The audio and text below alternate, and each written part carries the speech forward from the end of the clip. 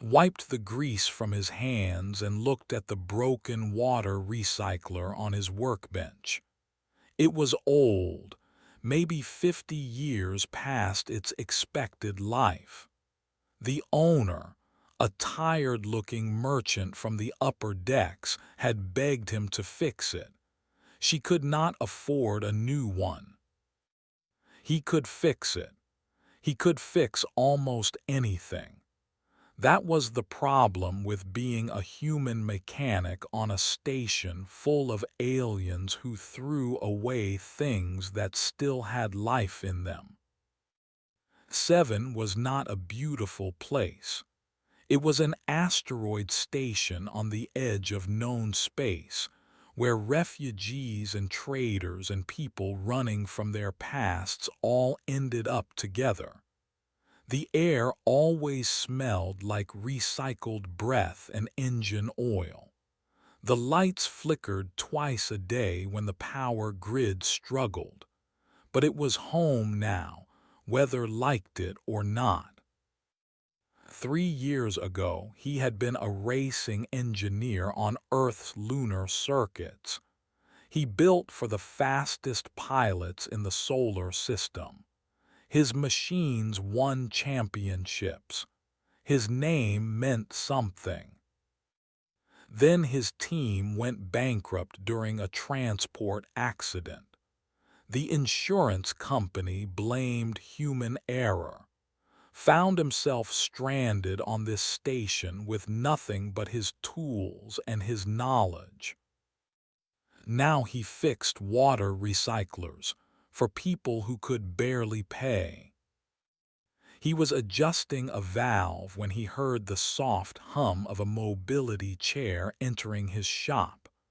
Looked up and saw a young girl floating through his doorway. She was one of the graceful alien species known throughout the galaxy. Her skin was pale blue, and her large eyes reflected the dim light of his workshop. She looked maybe 12 or 13 years old by human standards. But something was wrong. Were famous for their speed and agility. They built their entire culture around racing through the crystal canyons of there. This girl, however, sat in an old mobility chair. Her legs were thin and motionless beneath a worn blanket. She looked around his shop with curious eyes, studying the tools on the walls, the half-finished projects on the shelves, the old racing posters he had never taken down. "Are you the human mechanic?" she asked. Her voice was soft but clear. "Oh, that's me," said. "What do you need fixed?" The girl did not answer right away. Instead, she moved closer to one of his posters. It showed a sleek cutting through the rings of Saturn, flames trailing behind its engines. "Have you ever built one of these?" she asked. Felt something twist in his chest, memories of better days. "I built 3 of them, back when I lived on the moon." The girl turned to face him. Her eyes were bright with something he had not seen in a long time. Hope, maybe, or desperation. Sometimes they looked the same. "My name is," she said. "I want to race in the open." Stared at her.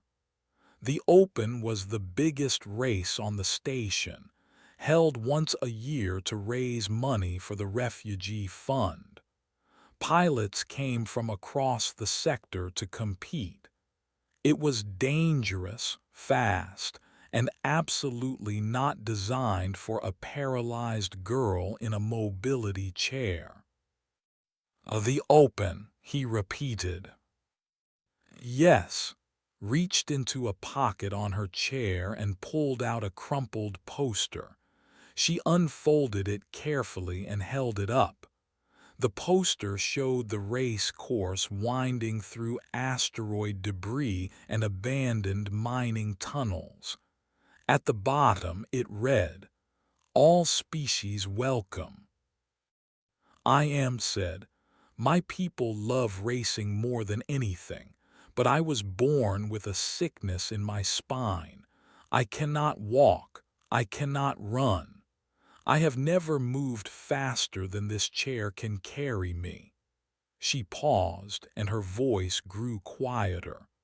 "My grandfather says I should accept my life as it is. He says dreaming of racing will only break my heart." Said nothing. He looked at her thin legs, her old chair, her young face full of fire. "I saved money for 2 years," continued. "I cannot afford a reel, but I heard you can build things from nothing. I heard you are the best mechanic on the station." She met his eyes. "Will you help me?"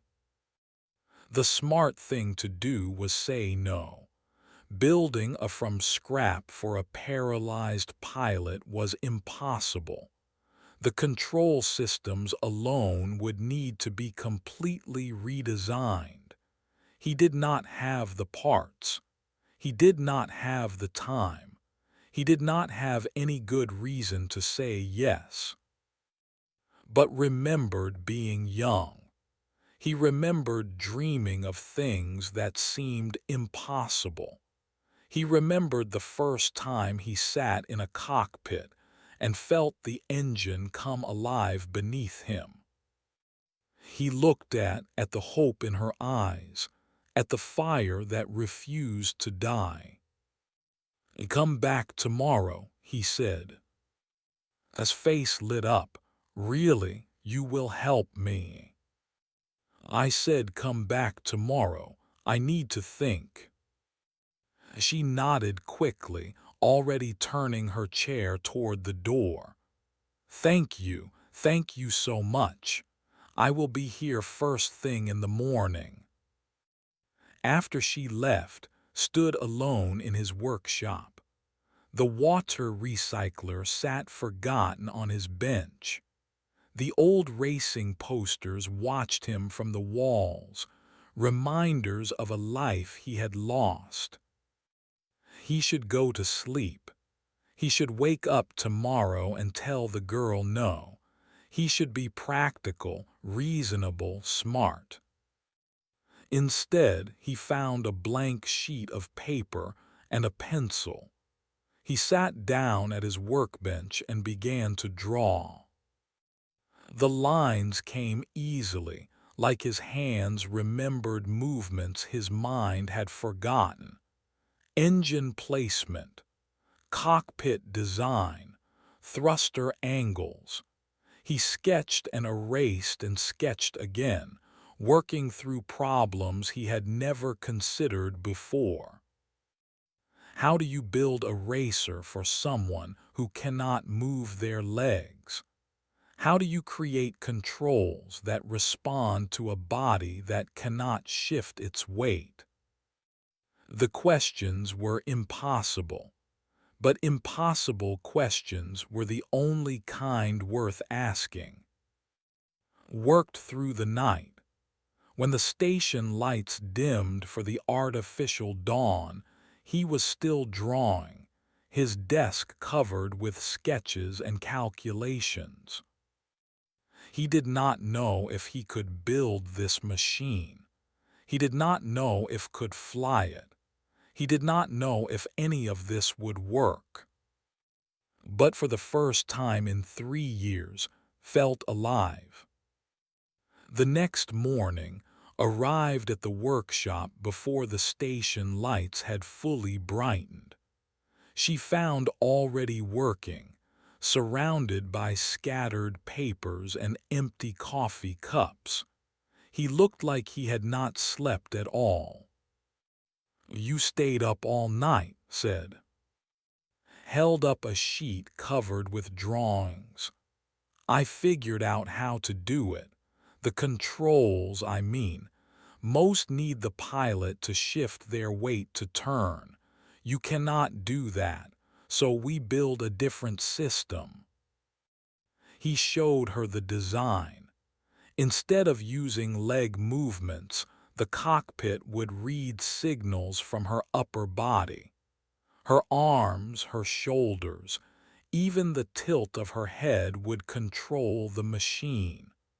Small sensors would detect her intentions and translate them into flight commands. The machine will not fly itself, explained. Every decision comes from you. The system just listens to a different part of your body. Studied the drawings with wide eyes. This is real. You can actually build this. I can try, set down the paper. But I need to be honest with you. I do not have money for parts. Everything will come from scrap and salvage. It will take weeks to build. And even then, I cannot promise it will work. I understand, said.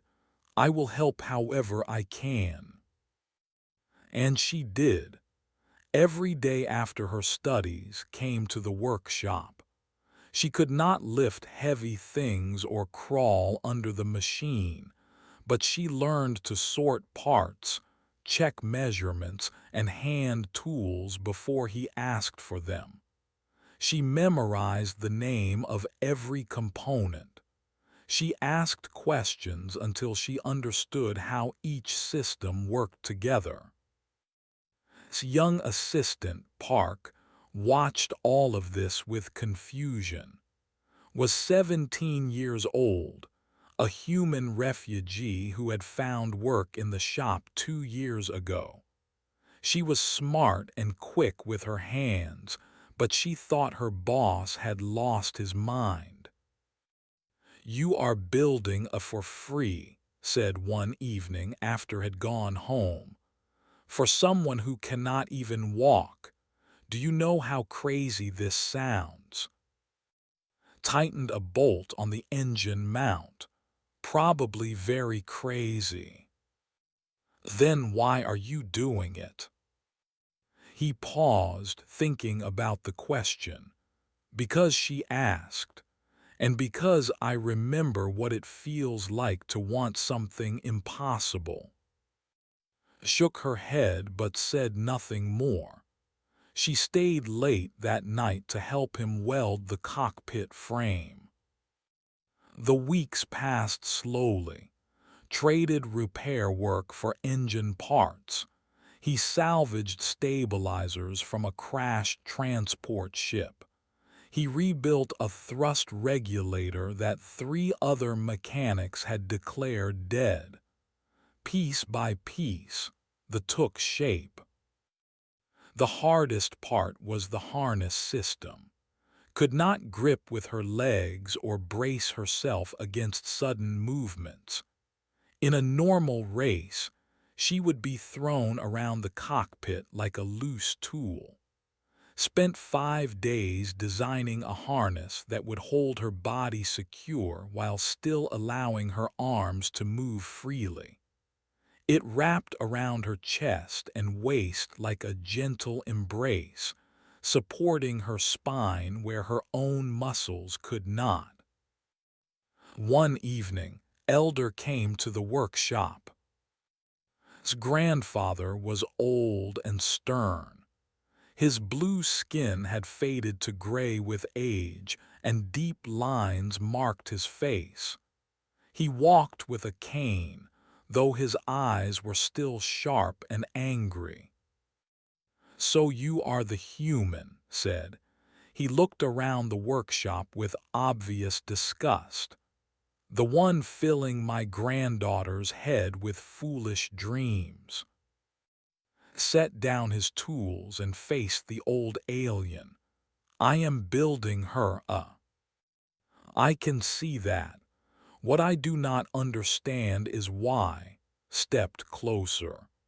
"Has suffered enough disappointment in her life. She does not need a human making promises he cannot keep. I have not promised anything. You promised her hope. That is worse. Pointed his cane at the half-finished machine. When this fails, when she crashes or loses or realizes she will never be what she dreams, you will move on with your life, but she will be broken forever. Listened quietly. He understood the old man's fear. Protecting someone you love sometimes meant protecting them from hope itself. I cannot promise she will win, said slowly. I cannot promise she will not get hurt. Racing is dangerous for everyone, not just her. He paused. But I can promise you this. She will fly. I will build a machine that lets her fly. Whatever happens after that is up to her. Stared at him for a long moment. His expression was unreadable. Humans, he finally said, you always think you can fix everything. Not everything, just the things that matter. The old turned and walked out of the workshop without another word. Watched him go, then returned to his work. That night found a small can of paint in the salvage pile. It was blue, the color of skin. She stayed up late painting this hull, making it shine like something new instead of something built from garbage. In the morning, when saw the fresh paint, she started crying. "Why are you crying?" asked, alarmed. "Do you not like it?" "I love it," whispered. "I love it so much." Looked at. He was pretending to check something on the engine, but she could see him smiling. The next day, painted's name on the side of the cockpit in flowing script. Beneath it, in smaller letters, she added 2 words in human language, "Built with love." The was almost finished. The race was 3 weeks away. Looked at the machine they had created together. It was not the most beautiful racer he had ever built. It was not the fastest or the most elegant, but it was real. It existed, and it would fly. "We need to test it," he said. "Are you ready?" Looked at the cockpit, at the harness waiting for her, at the controls designed for her body alone. "Yes," she said, "I am ready." The test flight was scheduled for early morning, when the station's cargo bay was mostly empty. Had gotten permission to use the space for 1 hour. It was not much room, but it was enough to see if the machine actually worked. Word had spread through 7 in the way that news always spreads in small places. By the time rolled thee into the cargo bay, a small crowd had gathered along the walls. Mechanics from other shops, traders who had heard rumors, aliens of a dozen different species, all curious to see if the humans' impossible project would fly or crash. Some of them were hopping for a crash, could see it in their eyes. A paralyzed girl in a homemade racer built from scrap. It was a joke to them, entertainment. He tried to ignore them. He focused on the machine, on the checklist he had memorized, on sitting quietly in her mobility chair beside him. "Are you nervous?" he asked her. "Yes," she admitted, but I am also excited. Is that strange? No, that is exactly right. Helped lift from her chair and lower her gently into the cockpit. They fastened the harness around her body, checking each strap twice, connected the neural sensors to her temples and wrists. Small lights blinked green, showing the system was reading her signals correctly. "Remember what I taught you," said. "The machine does not know you cannot walk. It only knows what you tell it to do. Think about where you want to go. Let your body follow your thoughts. The rest will happen naturally." Nodded, her hands were shaking. Hay put his hand on her shoulder. "You can do this. I believe in you."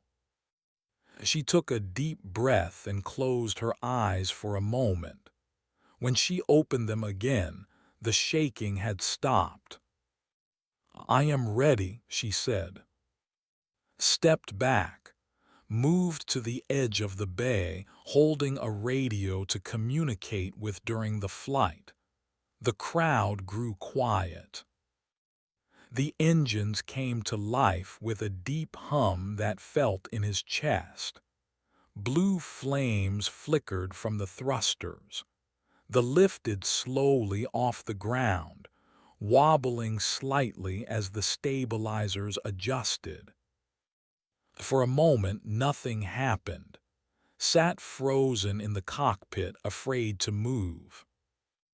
Then slowly she leaned her body to the right, the turned right. She tilted her head back.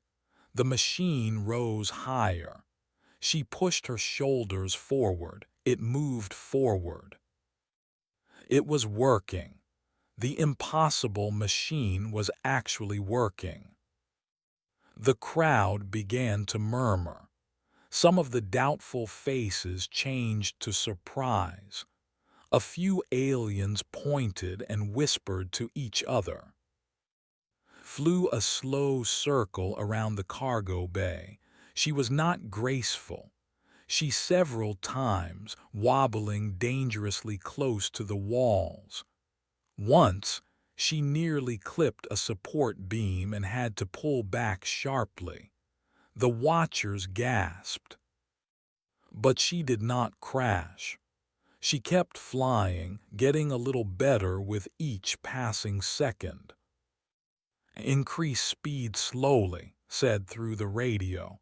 "Just a little." Pushed forward. The responded, moving faster. She completed another circle, then another. Each one was smoother than the last.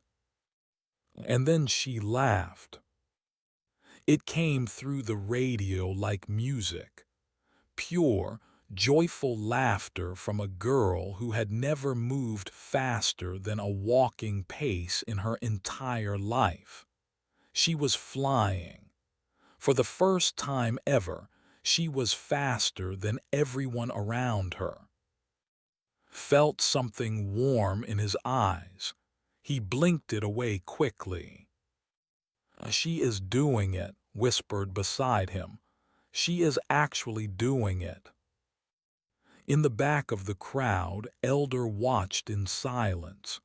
His old hands were clasped tight against his chest. His stern face showed no expression, but his eyes were wet. After 10 minutes, called back down. She landed roughly, bouncing twice before the machine settled. But she landed. That was what mattered. When they lifted her out of the cockpit, her cheeks were wet with tears, and her smile was brighter than the station lights. Thank you," she said to. "Thank you, thank you, thank you." He did not know what to say, so he just nodded and helped her back into her chair. The celebration was interrupted by a sound from the cargo bay entrance. A sleek shuttle had landed without anyone noticing. Its hull was polished white, marked with the golden symbol of the Galactic Union, official government business.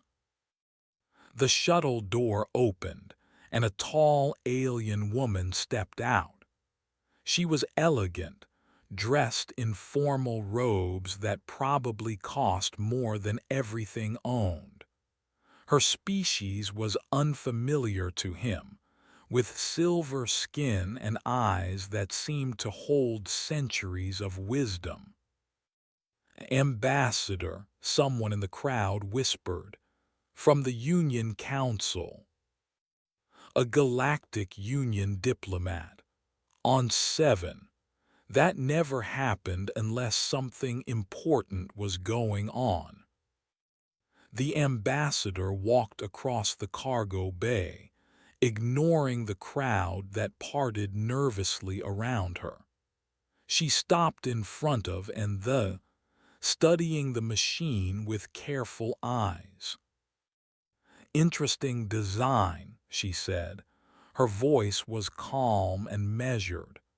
"Human engineering, obviously. No other species builds with such creative disregard for standard specifications."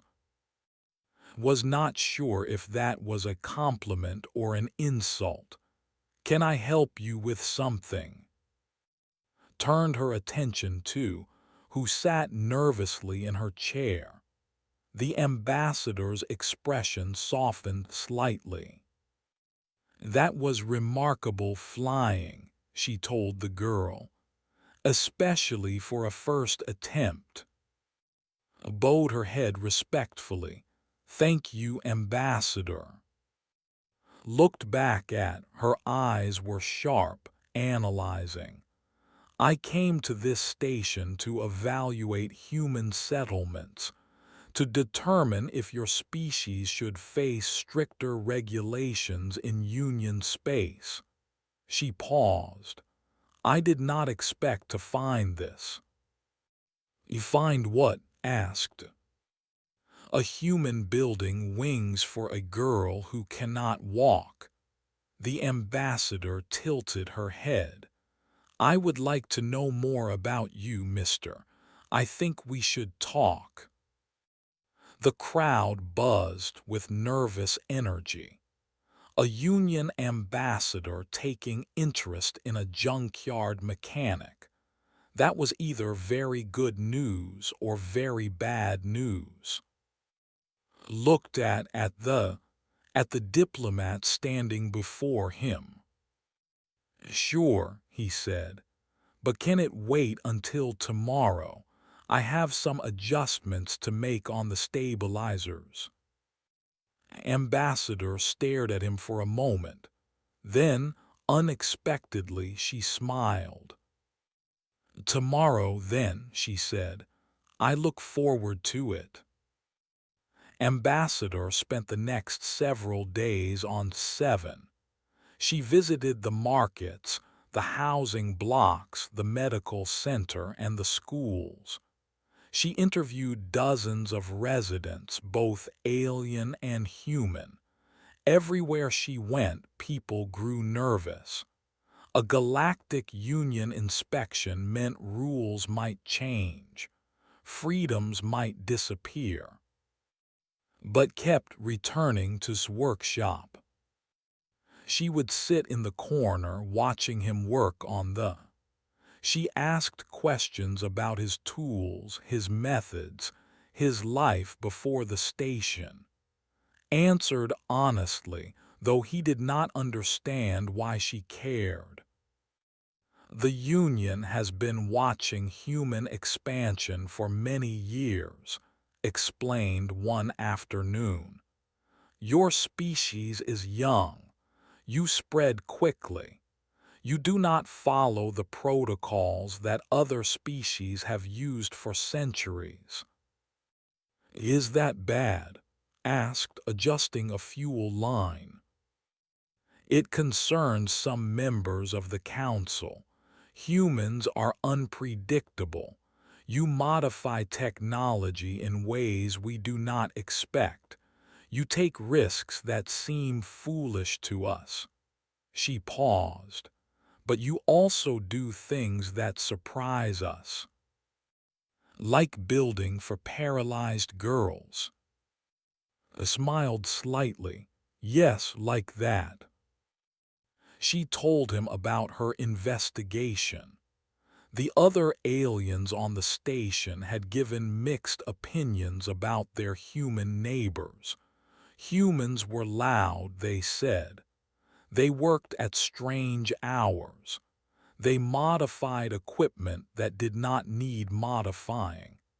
They asked too many questions and never seemed satisfied with answers. But they also helped. They fixed things that other mechanics had given up on. They shared food with hungry strangers. They taught alien children human games and learned alien games in return. They treated everyone the same, regardless of species. One old told me about a human who stayed up 3 nights to repair his son's breathing machine, said. The human did not ask for payment. He just did it because the child needed air. That might have been me, admitted. About a year ago. I thought so, studied his face. Why do you do these things? You have no obligation to these people. They are not your family, not your species. Thought about the question. It was the same thing Elder had asked him. Where I come from, he said slowly, there is an old saying, a problem shared is a problem halved. I see people with problems. I can solve some of them, so I do. He shrugged. It is not complicated. Before could respond, burst into the workshop. Her face was pale with worry. We have trouble, she said. Someone filed a protest against race entry. He set down his tools. What kind of protest? It was bad news. A wealthy racer named had submitted a formal complaint to the race committee. He claimed that neural assist control system was illegal automation. According to him, the machine was flying itself while just sat in the cockpit doing nothing. If the committee agreed, would be banned from the race. Read the protest document 3 times, his anger growing with each word. Did not care about the rules. He was afraid of losing to a paralyzed girl in a homemade machine. The race committee scheduled a hearing for the next day. Would have to prove that she was truly controlling not just riding in it. That night did not sleep. He gathered all his design documents, his technical specifications, his testing data. He prepared a presentation showing exactly how the neural assist system worked. Every sensor, every signal, every connection between thoughts and the machine's response. Came to the workshop late, after her grandfather had fallen asleep. She looked small and scared.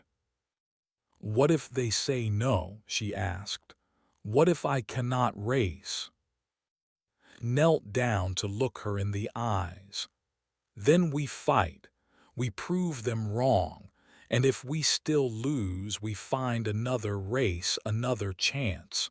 We do not give up. A promise. A promise. Elder arrived at dawn, surprising everyone. He had heard about the protest. For the first time, he did not look angry or skeptical. He looked determined. "My granddaughter has worked too hard for this," he said. "I will speak at the hearing." Nodded gratefully. "Thank you." The hearing room was small and crowded. The race committee sat at a long table. 5 aliens from different species sat on one side with his expensive lawyers, sat on the other with an elder. The arguments went back and forth for hours. Lawyers showed diagrams claiming that the neural system was no different from automated piloting, showed his own diagrams, explaining that every movement came from body and mind. "The sensors translate her intent," he said. "They do not create it. She decides to turn left, her body responds, the machine follows. Remove from the cockpit and the does nothing." The committee asked questions, answered them all, but he could see doubt on some of their faces. The technology was new. They did not fully understand it. Then Elder stood up. The old walked slowly to the front of the room. He looked at the committee with ancient, tired eyes. "I have watched my granddaughter dream of racing her entire life," he said. "I told her to stop dreaming. I told her to accept what she could not change. I was trying to protect her heart." He paused. "But then I watched her fly. For the first time in her life, she moved faster than everyone around her. She was not a sick girl in a chair. She was a pilot, a real pilot." His voice grew stronger. "If what she does is not true racing, then racing has lost its meaning. Speed should not belong only to those born with working legs. Skill should not be measured by which muscles you can move." The room was silent, even looked uncomfortable. Then, unexpectedly, Ambassador stood up from the back of the room. "If I may," she said, "I would like to add something to the record." The committee looked surprised, but nodded their permission. Walked to the front. Galactic Union law protects the right of disabled individuals to use adaptive technology in any public activity, including competitive sports. These protections exist specifically to prevent discrimination against those whose bodies work differently. She looked directly at. "If this committee bans control system, it will set a dangerous precedent. It will tell every disabled person in the galaxy that they do not belong in spaces meant for the able-bodied." The room buzzed with whispers. A Union ambassador taking sides in a local race dispute. It was unprecedented. The committee called for a recess to discuss. When they returned, their decision was unanimous. Would race. Stormed out of the room without a word, burst into tears. Elder hugged her tight, whispering something in that did not understand. The race was in 2 days. They had won the first battle.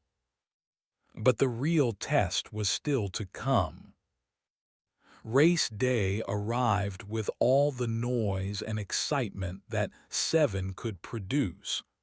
Colored lights hung from every corridor. Music echoed through the station. Thousands of beings crowded the viewing platforms, ready to watch the fastest pilots in the sector compete for glory. Stood in the hangar bay making final checks on the. He had not slept in 2 days. Every bolt had been tightened, every wire tested, every system twice. The machine was as ready as he could make it. Sat nearby in her mobility chair, wearing a pilot suit that had modified to fit her body. Her face was calm, but her fingers tapped nervously against the armrest. 30 competitors, she said quietly. Professional racers from across the sector. And me.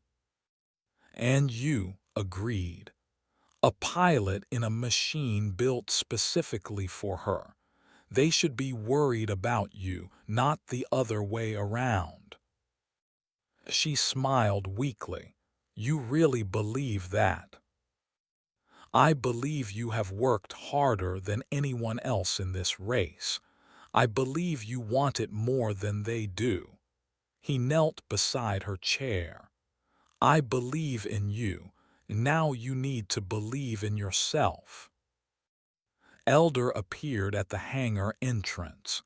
He walked slowly toward them, his old face unreadable. When he reached, he took her hand in both of his. Your grandmother would be proud, he said softly. She was the fastest pilot on our, before the sickness took her. He touched his cheek. You have her fire. I was wrong to try to put it out. Tears rolled down his face. Thank you, grandfather.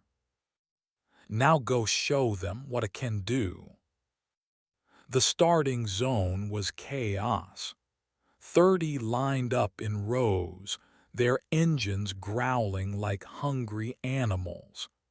Pilots from a dozen species made last-minute adjustments, stretched their muscles, prayed to whatever gods they believed in.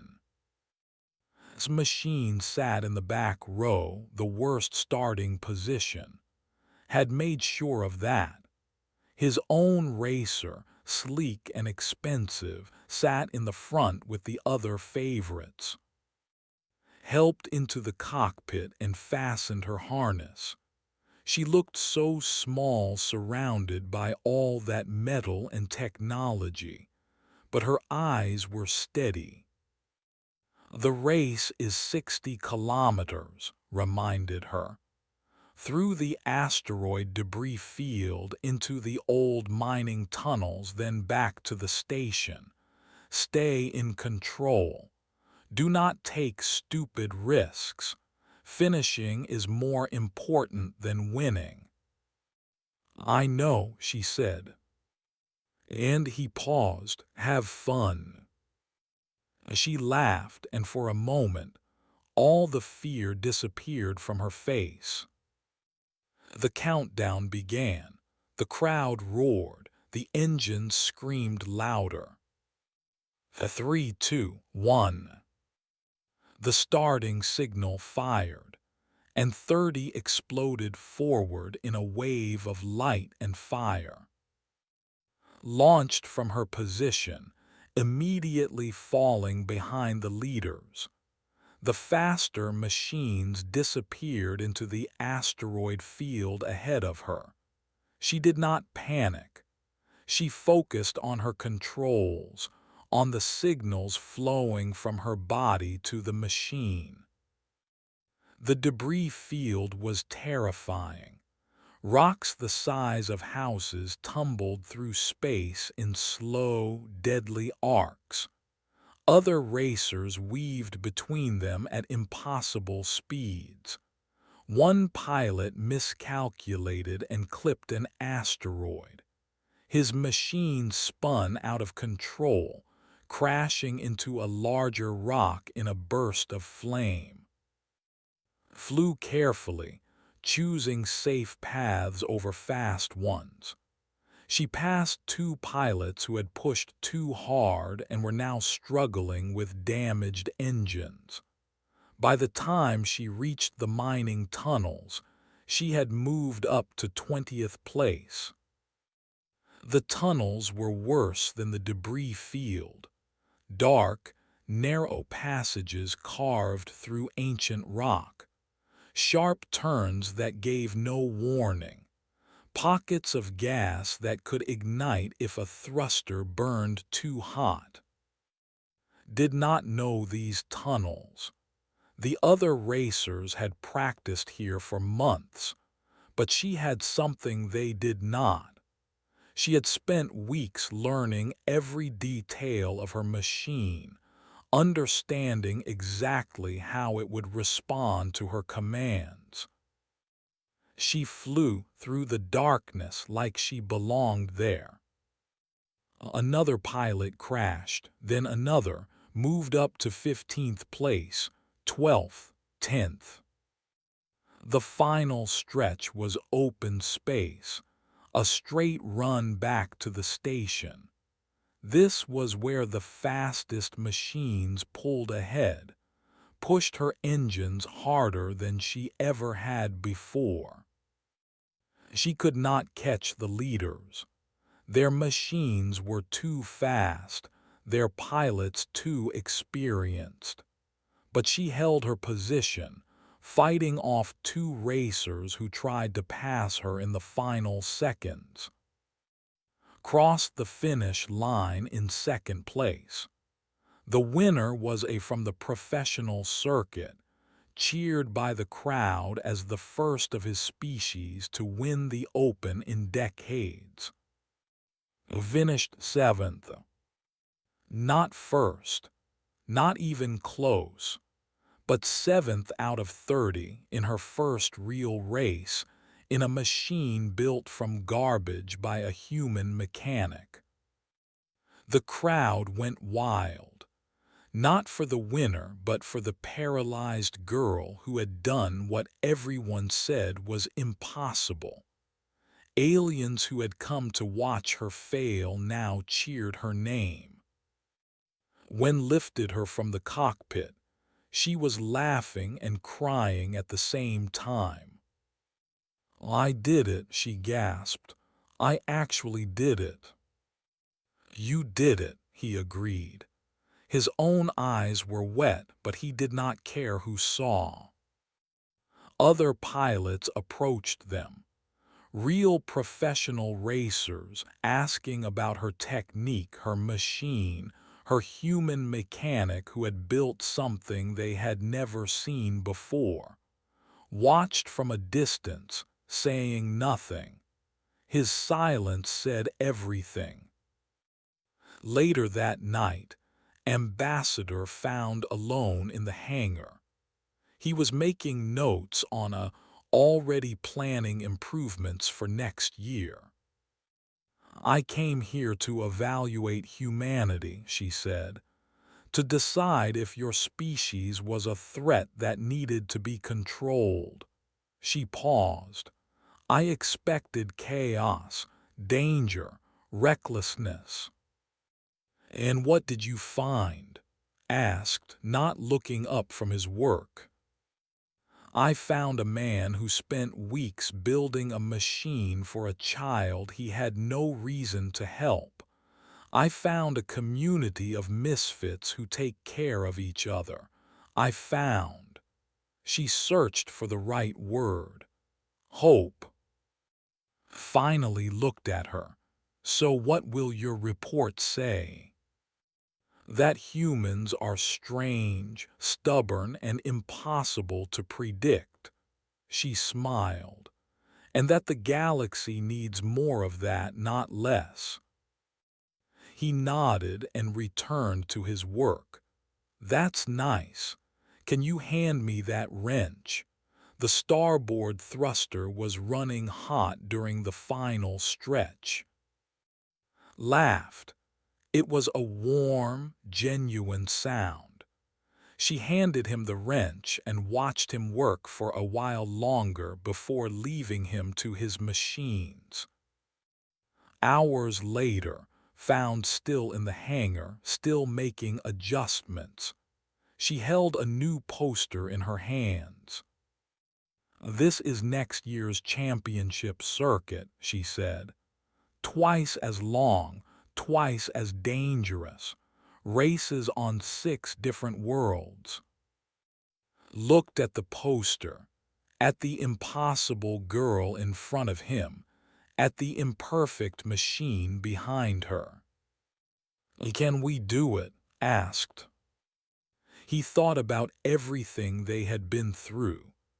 The doubt, the fear, the long nights and impossible problems. He thought about how far she had come and how far she still wanted to go. "Let's find out," he said. Outside the hangar, the station celebrated through the night. Inside, a human mechanic and a girl began planning their next impossible dream. Some people said humans were reckless. Others said they were foolish. But on a small asteroid station at the edge of known space, a little girl had learned to fly because one human refused to believe in impossible. And that, perhaps, was what humanity did best.